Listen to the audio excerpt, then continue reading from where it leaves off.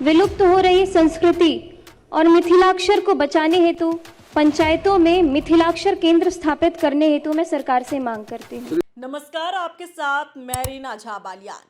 बिहार में विधानसभा का सत्र चल रहा है और सत्र के दौरान सदन के भीतर मैथिली ठाकुर जो बीजेपी की विधायक हैं वो कमाल कर रही हैं। भाई, एक जनप्रतिनिधि के तौर पर, एक विधायक के तौर पर अपने क्षेत्र की जनता की आवाज को कैसे उठाया जाता है, अपने क्षेत्र की समस्या को सरकार के सामने कैसे रखा जाता है और सरकार से अगर कोई ऐसा जवाब मिले जिससे आप संतुष्ट ना हो तो इसे लेकर भी कैसे फटकार लगाई जाती है, इसे बिल्कुल सही तरह से पेश करने का काम मैथिली ठाकुर ने किया है। अब आप सोच रहे होंगे कि भला अब क्या कर दिया मैथिली ठाकुर ने सदन के भीतर, क्योंकि कहते हैं ना, छोटा पैकेट बड़ा धमाका। बिल्कुल ठीक ऐसा ही काम मैथिली ठाकुर का भी नजर आ रहा है।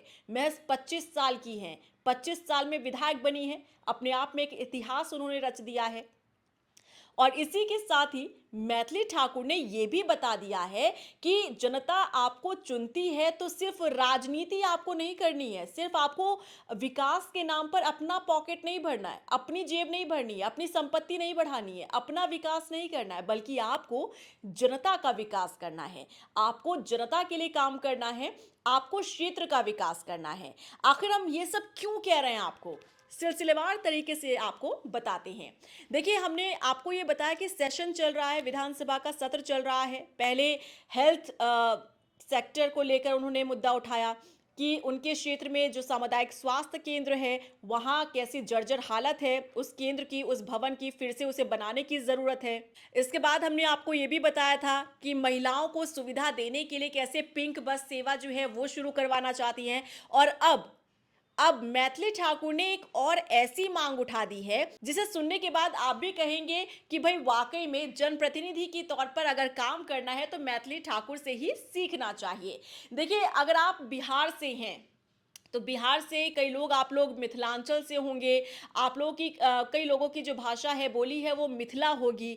अब इसी को बढ़ावा देने के लिए, इसी के संरक्षण के लिए मैथिली ठाकुर ने सदन के भीतर खड़े होकर इसी मुद्दे को प्रमुखता के साथ उठाया है। जब मैथिली ठाकुर को बोलने का मौका मिला तब मैथिली ठाकुर ने सदन के भीतर खड़े होकर ये कहा कि वो चाहती हैं कि हर एक पंचायत में मिथिलाक्षर केंद्र बनना चाहिए, क्योंकि ये मिथिलाक्षर केंद्र सिर्फ अभी दरभंगा जिले में है, लेकिन मैथिली ने मांग की है कि ये हर एक पंचायत में अगर ये केंद्र बनेगा तो मिथिला भाषा को संरक्षित करने में और इसे और संजो कर रखने में, इसे और आगे ले जाने में सबका योगदान होगा, सब इसमें अपना योगदान देंगे। तो श्री मैथिली ठाकुर।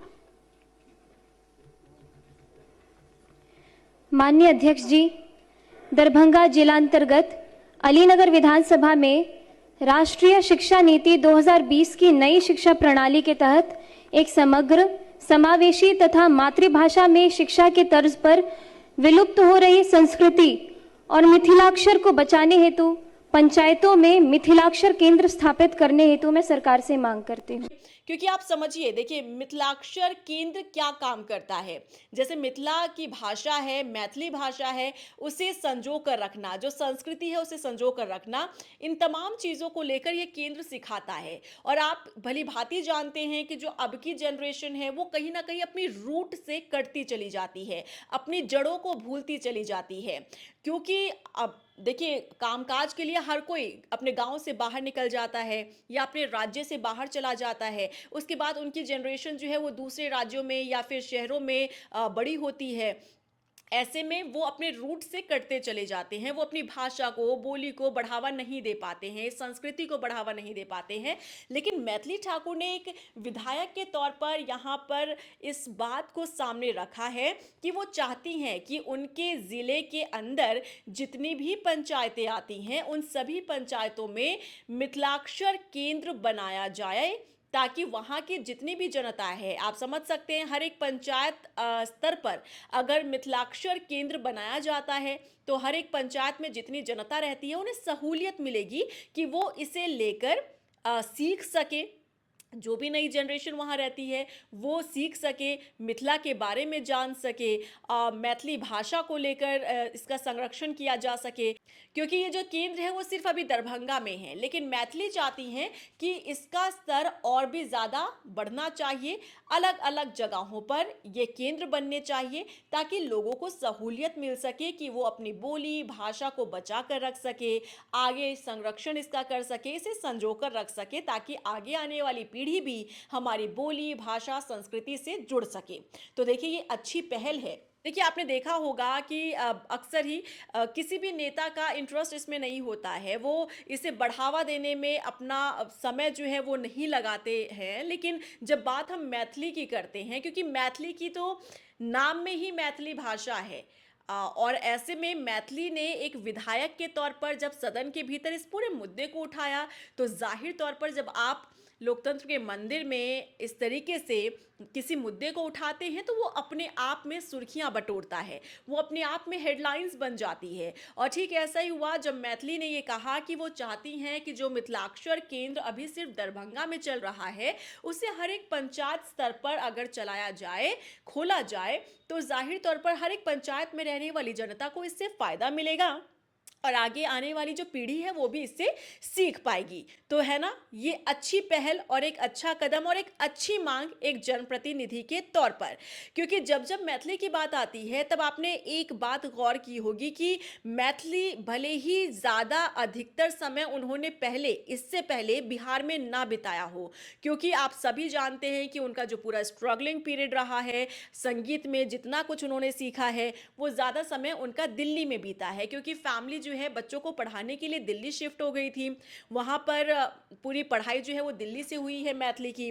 वहीं पर उनके पिता जो हैं वो संगीत उन्हें सिखाते थे। उसके बाद देखिए ग्रेजुएशन भी उनकी दिल्ली में हुई है। लेकिन ऐसा नहीं है कि उनका जो झुकाव है या फिर उनका जो लगाव है वो बिहार से कट गया हो, ऐसा नहीं है। वो अपने बिहार के गांव में भी जाती रही हैं, वहाँ से भी उनका लगाव रहा है। और इसी का नतीजा है कि जब इस बार बीजेपी ने उन्हें टिकट दिया तो फिर मैथिली ठाकुर जो है बम्पर वोटों से जीतती नजर आई। और मैथिली जब जब जहाँ जहाँ जाती हैं वो मिथिलांचल का और मिथिला का जो एक रंग है वो बिखेरने का काम करती हैं, चाहे वो भाषा हो, बोली हो या फिर संस्कृति हो। इस तरीके से वो और बढ़ावा देने की कोशिश करती है। और आप समझ सकते हैं क्योंकि एक सोशल मीडिया इन्फ्लुएंसर भी हैं मैथिली ठाकुर, और अपने सोशल मीडिया प्लेटफॉर्म से ही वो इन तमाम चीज़ों को और भी ज़्यादा बढ़ावा देने का काम करती हैं। जब जब वो किसी भी इवेंट के लिए या किसी भी प्रोग्राम के लिए वो जाती हैं किसी भी जगह पर, वहाँ पर भी वो मिथिला के रंग को और भी ज़्यादा आगे बढ़ाने का और लोगों के सामने रखने का काम करती है। चाहे देखिए किसी भी राज्य में जाए, चाहे वो गुजरात जाएं, महाराष्ट्र जाएं, राजस्थान जाएं, कहीं भी जाएं, वो मैथिली में बोलती भी नज़र आती हैं और इसकी संस्कृति को भी आगे बढ़ाती हुई नजर आती हैं। तो ये जाहिर करता है कि एक छोटी सी उम्र में जो युवा विधायक हैं और एक जनप्रतिनिधि हैं, वो अपने आप को ज़्यादा प्रेजेंट करने से बेहतर मानती हैं कि वो जिस जगह से आती हैं, जिस राज्य से आती हैं, जिस संस्कृति से आती हैं, उन्हें जनता के सामने रखा जाए ताकि लोग उनसे कुछ सीख सके। और देखिए जब जब सोशल मीडिया पर वो इस तरीके की वीडियोस डालती हैं ना, शेयर करती हैं, तब लोग बहुत ज़्यादा उसे पसंद भी करते हैं, क्योंकि एक लगाव है मैथिली से बिहार की जनता का, मिथिला की जनता का, क्योंकि उनकी भाषा बोली में वो मिठास है, उसे लोग बहुत ज़्यादा पसंद करते हैं। और यही कारण है कि मैथिली ने इस पूरे मुद्दे को सदन के भीतर भी खड़े होकर रखा कि वो चाहती हैं कि उनके विधानसभा क्षेत्र के अंतर्गत जितनी भी पंचायतें आती हैं उन सभी पंचायतों में मिथिलाक्षर केंद्र बनाया जाए ताकि लोग सीख सके, मिथिला भाषा को और भी ज़्यादा बढ़ावा मिले और इसे संरक्षण मिल सके। तो आपको मैथिली का ये जो मांग है, जो सरकार के सामने इस मुद्दे को रखा है मैथिली ने, आपको कैसा लगा? क्या वाकई में इसकी ज़रूरत है या फिर नहीं? क्योंकि आपने ये देखा होगा कि जब से ये सेशन चल रहा है ना, पूरे एक्टिव मोड में आपको मैथिली नज़र आ रही हैं। बेहद महत्वपूर्ण जो मुद्दे हैं, इंपॉर्टेंट मुद्दे हैं, उसे उठाने का काम मैथिली कर रही हैं। कभी वो स्वास्थ्य केंद्र का मुद्दा उठाती हैं, तो कभी वो महिलाओं को पिंक बस की सुविधा मिल सके, इस मुद्दे को भी वो उठाती नजर आई। और ये तमाम ऐसे मुद्दे हैं जो आम जनता से सीधा जुड़ते हुए मुद्दे जुड़े हैं, आम जनता को सीधा इससे फायदा होता है। पिंक बस अगर चलेगी तो देखिए उसमें महिलाएं जो है आराम से यात्रा कर सकती हैं, उन्हें बहुत सुविधा इससे मिलेगी। और आपको ये भी बता दें कि ये पिंक बस सेवा वो चाहती हैं कि उनके ज़िले में भी चले, क्योंकि अभी सिर्फ ये पिंक बसें जो हैं वो पटना में ही चलती है, तो उनके जो क्षेत्र में, उनके विधानसभा क्षेत्र में जितनी महिलाएं हैं वो इसका फ़ायदा नहीं उठा पाती। वो चाहती हैं कि उनके दरभंगा ज़िले में भी ये पिंक बस सेवा जो है वो शुरू हो जाए। साथ ही उन्होंने एक करारा जवाब दिया सरकार के मंत्री को, ये कहते हुए कि सर मैं खुद जाकर सामुदायिक स्वास्थ्य केंद्र का निरीक्षण करके आ चुकी हूँ, मैंने खुद अपनी आंखों से देखा है, मैंने खुद वहां पर देखा कि जो भवन है, जो सामुदायिक स्वास्थ्य केंद्र है, वो बहुत ही बुरी हालत में है, बहुत ही बुरी स्थिति में है। वो कभी भी टूट सकता है, उसे मरम्मत की ज़रूरत नहीं है, उसे फिर से निर्माण की ज़रूरत है, उसे फिर से बनाने की ज़रूरत है। और देखिए ये हिम्मत हर कोई विधायक या जनप्रतिनिधि नहीं रख सकता है। और हमेशा आपने देखा होगा कि विपक्ष के जो विधायक होते हैं वही पुरजोर तरीके से सरकार को घेरने के लिए ऐसे मुद्दों को सामने रखते हैं सरकार के, क्योंकि वो विपक्ष के विधायक होते हैं। लेकिन जब मैथिली ठाकुर की बात आ रही है तो देखिए वो तो खुद बीजेपी से विधायक हैं, और सरकार के मंत्री का जब जवाब सामने आया तो वो उसे मैथिली को पसंद नहीं आया, तो उन्हें सीधा दो टूक कह दिया कि सर जी ऐसी ऐसी दिक्कत है। यानी कि अपनी सरकार को भी सीधे सीधे वो घेरती नजर आ रही हैं।